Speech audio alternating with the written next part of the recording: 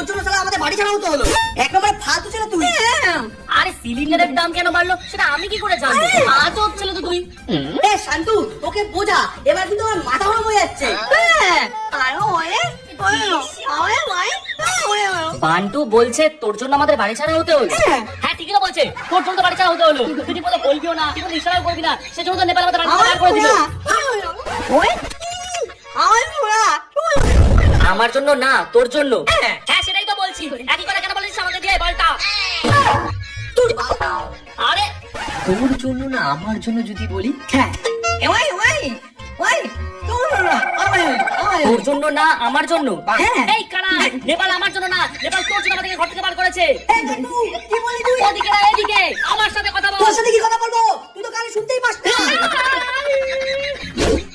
টক দই টক কেন হয় না সেটা আমি কি করে জানবো? এটা টক দই খাওয়ার সময়।